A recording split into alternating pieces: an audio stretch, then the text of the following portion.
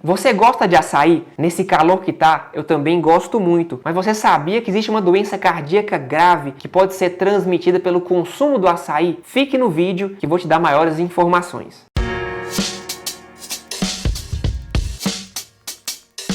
Meu nome é André Luiz Nobre, cardiologista. Nos siga aqui no perfil do YouTube. Compartilhe esse vídeo. O tema do vídeo de hoje vai ser a doença de Chagas. Você já ouviu falar daquele inseto que chama bicudo ou barbeiro? Tá aqui ele aqui para vocês. Ele é muito comum aqui na minha região, que é o norte de Minas Gerais. Muito comum também na Bahia, alguns estados do Nordeste, no Centro-Oeste, no norte do nosso país. E tem milhares de pessoas infectadas no mundo com essa doença. Vou falar um pouco sobre ela e a relação dela com açaí. Vou deixar para o final, tá bom, pessoal? Então, o barbeiro, que é esse inseto, ao picar algumas pessoas, ele vai, naquele momento da picada, defecar na pele da pessoa. A picada do barbeiro, ela tem uma substância que gera a sensação de coceira. Ao coçar, a pessoa pega aquelas fezes e joga para dentro do buraquinho que foi feito ali na picada. Nesse momento, acontece a contaminação.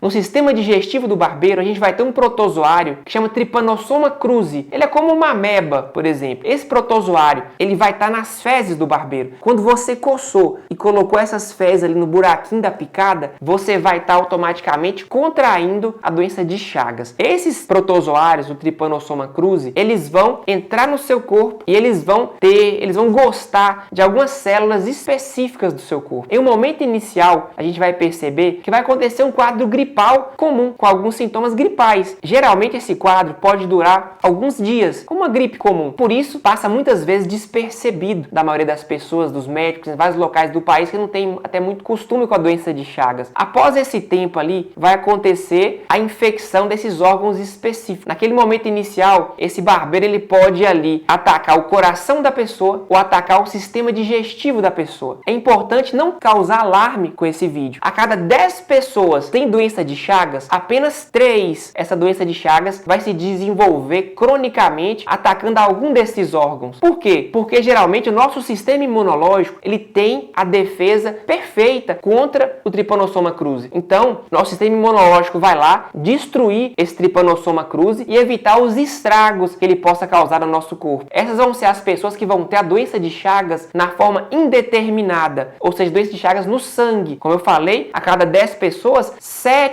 vão viver com a doença de Chagas no sangue e talvez nunca vão nem saber que tem a doença de Chagas. Isso é muito importante porque elas vão poder ter vida normal. Dessas 3 pessoas aqui, elas podem desenvolver a doença da forma crônica ou da forma digestiva, que seria acometendo o esôfago ou o intestino, ou na forma cardíaca, acometendo o coração. Daqui a pouco a gente vai falar um pouco sobre essas formas, principalmente a forma cardíaca. Voltando um pouquinho aqui só na questão do contágio. Existem várias formas de contágio da doença de Chagas. A gente pode ter essa pela picada direta, a gente pode ter por acidentes, manipulando substâncias no laboratório. A gente pode ter a transmissão da mãe para o filho no momento do parto. E a transmissão, que eu fiquei de falar para vocês, oral, que seria, por exemplo, ingerir alimentos contaminados com a doença de Chagas, com esse Trypanosoma, com fezes do barbeiro. Foi muito comum alguns surtos no Brasil com açaí, já ocorreram alguns surtos no Brasil com caldo de cana e alguns surtos também com goiaba. Então é muito importante ficar atento com higiene na hora de fazer essas refeições. É muito comum também ingerir o açaí de forma pasteurizada, que vai conseguir destruir esses tripanossomas ali. Voltando lá, pessoal, se você adquiriu a doença de Chagas, como que eu vou saber o diagnóstico? Como que eu vou saber que você tem ou que eu tenho a doença de Chagas? Vão ser por exame de sangue. A doença de Chagas, existem alguns exames. Antigamente era o Machado Guerreiro, muito famoso. Hoje a gente tem alguns exames básicos. Hemaglutinação, imunofluorescência, quimioluminescência ou ELISA. São os principais exames. E o diagnóstico sempre é dado se existem 2 exames positivos. Um exame positivo, um indeterminado, 2 negativos, não confirma. É 2 positivos para confirmar a doença de Chagas. Tendo o diagnóstico confirmado, quem vai ser tratado? Quem vai usar aquele remédio famoso, Roxagan, benzonidazol, que era aquele remédio que atacava diretamente ali a questão do Trypanosoma cruzi. Primeiramente, aquelas pessoas que têm a forma aguda da doença de Chagas. Aqui é a importância de descobrir naquele momento daquela gripe que eu falei. Então, se você sabe que você está numa região endêmica, tem um quadro gripal, tem barbeiro ali na sua casa, você gripou recente, você pode ter uma doença de Chagas forma aguda e vai ter indicação de fazer o uso dessa medicação que é o Roxagan. É importante também, nas mães que têm seus bebês, as mães portadoras de doença de Chagas, Chagas, fazer a dosagem dessas sorologias também no bebê. Geralmente 3, 9 meses. Sempre que essa criança tiver 2 sorologias positivas, ela também vai ter que tomar o Roxagan ou benzonidazol para atacar diretamente o Trypanosoma cruzi. E outras situações também, hoje em dia, são importantes. Por exemplo, pacientes que têm doença de Chagas na forma cardíaca leve. É muito importante, às vezes, tentar o uso do Roxagan. Pessoas que têm, por exemplo, contaminação em laboratório, tem que usar a medicação para tratar, que é o Roxagan. E hoje em dia é importante pontuar, eu tô aqui há 15 anos já na cardiologia, a diretriz nova de doença de Chagas lá de 2023. E antigamente a gente tinha, nesse período que eu formei, a gente tinha que fazer uso até os 25 anos, nas pessoas até 25 anos, com as formas crônicas da doença de Chagas. Hoje mudou. Pessoas que têm a forma crônica ou indeterminada da doença de Chagas, a gente pode usar o Roxagan para ela, para tratar diretamente o protozoário até os 50 anos de idade. Então, muitos pacientes que estão voltando na gente hoje, que não tem ainda o acometimento cardíaco, ou mesmo que tenha um acometimento cardíaco leve, a gente vai estar discutindo conjuntamente com essa pessoa o uso dessa medicação, tá bom? Isso é muito importante. E aí, como eu falei, a cada 10 pessoas contaminadas, só 3 vão desenvolver a forma crônica. E quando que isso se desenvolve? Aqui é importante pontuar, são décadas que levam. Então, se eu fui picado pelo barbeiro lá atrás, meus 15 anos, 10 anos, pode demorar até 5 décadas para manifestar alguma alteração da doença de Chagas. Aí a importância do diagnóstico precoce, a importância do acompanhamento dessas pessoas, porque no momento que ocorre a transição da forma do sangue para a forma crônica, ou intestinal, ou esofágica, ou cardíaca, a gente consegue tratar de forma mais efetiva nessas 30% de pessoas que têm a forma indeterminada ou forma no sangue. O que a gente pode descobrir para identificar a doença de Chagas? A doença de Chagas no coração, muitas vezes, a gente vai descobrir por meio de um bloqueio. Daqui a pouco a gente vai falar o vídeo sobre bloqueio, mas alguns bloqueios são muito típicos da doença de Chagas, principalmente o bloqueio do ramo direito e o bloqueio de um pedacinho do ramo esquerdo, chama bloqueio divisional antero-superior esquerdo. Esses 2 bloqueios são muito típicos de pessoas que tiveram o acometimento pela doença de Chagas. Então, em regiões que é muito comum, a gente sempre pede, naquelas pessoas que a gente identifica esses bloqueios, as sorologias para Chagas. Lembrando que o próprio bloqueio de ramo direito, ele é comum em pessoas normais. Até 30% das pessoas normais podem nascer com esse bloqueio. Mas em regiões que tem muitas Chagas, sempre que a gente identifica um bloqueio de ramo direito, a gente pede sorologia para descartar o acometimento cardíaco. E aí, como eu sei quem tem uma forma leve, quem tem uma forma moderada ou quem tem uma forma grave da doença de Chagas atacando o coração? Por meio de algumas escalas. A mais famosa chama escala de Haas, que a gente vai identificar por meio de alguns fatores se essa Chagas vai ser leve, moderada ou grave. Essas escalas, elas levam em conta alguns exames, principalmente eletrocardiograma, raio-x de tórax, ecocardiograma ou Holter 24 horas. Vou falar um pouquinho sobre esses 4. O eletrocardiograma na doença de Chagas, como eu falei, é para mostrar basicamente esses 2 bloqueios ou se tem algum crescimento de alguma câmara cardíaca. Pode ser sugerido pelo eletrocardiograma. Algumas arritmias típicas também podem acontecer, a gente pode identificar. O raio-x de tórax serve para avaliar o tamanho do coração. Lembrando que nem sempre ele vai acertar. Eu costumo falar que como você coloca a sua mão, por exemplo, na parede, você vê uma sombra muito grande. Quando a mão está mais longe, vai aproximando, essa sombra fica menor. Então o raio-x muitas vezes, como tem aquela distância do tórax para aquela chapa onde vai ser filmado ali o coração, pode dar que você tenha um coração crescido e você não ter. Então muitas vezes aquele aumento do coração no raio-x, ele tem que ser confirmado por esse exame que é o ecocardiograma.